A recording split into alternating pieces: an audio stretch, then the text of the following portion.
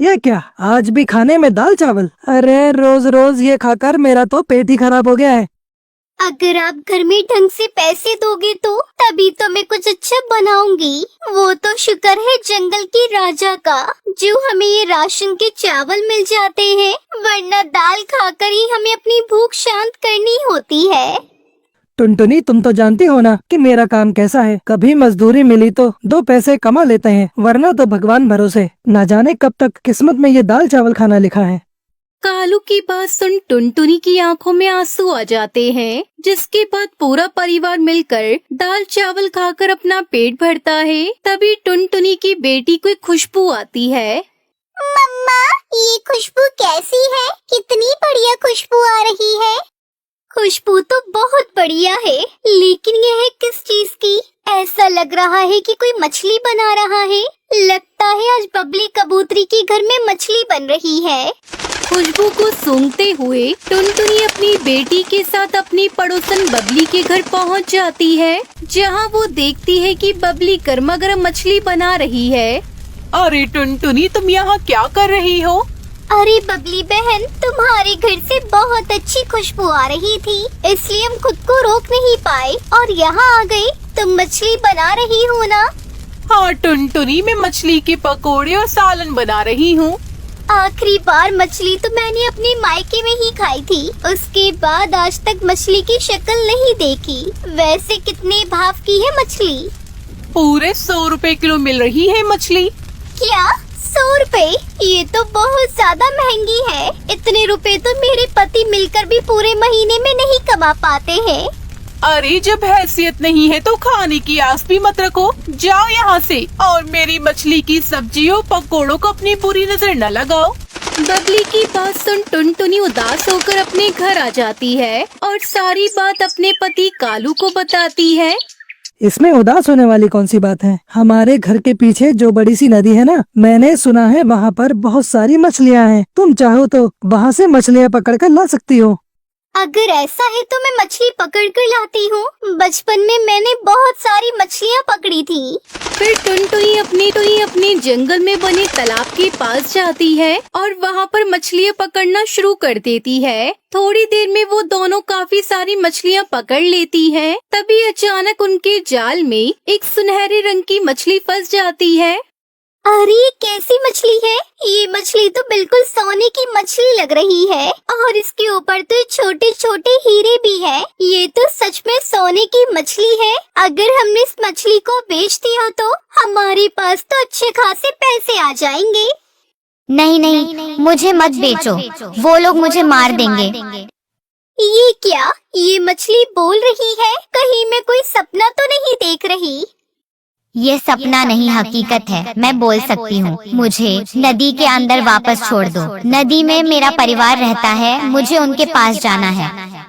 टुनटुनी उसे नदी में वापस छोड़ देती है और अपनी बाकी पकड़ी गई मछलियों को सीधा अपना घर ले आती है। जिसके बाद वो कुछ मछलियों को भूनती है और कुछ मछलियों का सालन बनाती है। ना जाने कितने समय के बाद पूरे परिवार ने इतना अच्छा खाना खाया है। अब जब भी किसी का मछली खाने का मन करता तो टुनटुनी चिड़िया नदी से मछली पकड़कर ले आती और तरह तरह की मछलियाँ बनाती और ऐसे ही कई महीने गुजर जाते हैं। और एक दिन, अरे घर पर कोई है? देखिए, हमें खबर मिली है कि कुछ समय में यहाँ बहुत भयंकर तूफान आने वाला है, इसलिए आप सभी को कुछ समय के लिए यहाँ से कहीं और जाना होगा। लेकिन कबूतर भैया, हम लोग अपना घर छोड़कर कहाँ जाएंगे? देखिए, ये तो हम नहीं जानते, लेकिन अगर आप सभी को अपनी जान प्यारी है तो 2 घंटे के अंदर ही जगह खाली कर दीजिए। फिर सब पक्षी अपने घर छोड़कर वहाँ से थोड़ी दूर चले जाते हैं। थोड़ी देर में वहाँ पर एक बहुत भयंकर तूफान आता है और देखते ही देखते कुछ ही पल में जंगल में बने सभी घरों को तबाह कर देता है। सभी चीज तहस नहस हो जाती है। तूफान थमने के बाद जैसे ही वो सब लोग अपने घर वापस आते हैं, हे भगवान, ये क्या हो गया? मेरे सपनों का आशियाना उजड़ गया। अब हम क्या करेंगे? कहाँ जाएंगे? फिर टुनटुनी चिड़िया अपने परिवार के साथ नदी किनारे जाकर एक तिरपाल लगाकर बैठ जाती है और वहीं पर अपनी पूरी रात गुजारती है। वो सभी नदी के किनारे रहते हैं और वहाँ से मछलियाँ पकड़कर अपना पेट भरते हैं। सभी लोग रात होते ही तिरपाल के अंदर आकर सो जाते हैं, लेकिन आधी रात होते ही ठंडी ठंडी और तेज हवाएं चलने लगती हैं, जिसके चलते उन सभी के सर पर से तिरपाल उड़कर कहीं दूर चला जाता है। हे भगवान, तो इतना निर्दयी कैसे हो सकता है? पहले तो तूने हमसे हमारी छत छीन ली, एक ही तिरपाल का सहारा था, ये भी तुझसे देखा नहीं गया। लगता है अब खुले आसमान के नीचे ही अपनी रात गुजारनी होगी। पूरे जंगल में ढूंढ लिया लेकिन एक भी काम नहीं मिला। अब तो लगता है जिंदगी खत्म हो चुकी है। ऊपर वाले, तूने हमसे सब कुछ छीन लिया, अब हमें भी अपने पास बुला ले। आप लोग कैसी बातें कर रहे हैं? भगवान पर भरोसा रखिए, सब ठीक होगा। इस तरह हिम्मत नहीं हारिए, ऊपर वाला हमारी मदद जरूर करेगा। लेकिन तभी उस नदी के अंदर से एक बहुत बड़ी सुनहरी मछली बाहर आती है। टुनटुनी, मैं वही सुनहरी मछली हूँ जिसको तुमने उस दिन जीवन दान दिया था। अगर तुम लोगों की जगह कोई और होता तो मुझे कब का अपने फायदे के लिए बेच देता, लेकिन तुम दोनों ने मेरी जान बख्शी, इसीलिए आज मैं तुम्हारी मदद करने आई हूँ। मेरे होते हुए तुम लोग बेसहारा नहीं हो सकते। ये कहकर वो जादुई मछली उन्हें एक विशाल मछली से बना घर देकर वहाँ से चली जाती है। फिर टुनटुनी अपने परिवार के साथ उस मछली के घर के अंदर जाती है।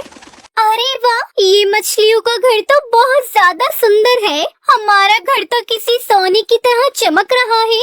हम लोगों ने अपना सर छुपाने का इंतजाम तो कर लिया। ये सब उस जादुई मछली की वजह से हुआ है। अब हमें कोई परेशानी नहीं होगी बच्चों, हम आराम से अपने मछली के घर में रह सकते हैं। अब टुनटुनी चिड़िया अपने पति कालू और अपनी बेटी सुनहरी के साथ खुशी खुशी विशाल मछली घर में रहने लगती है।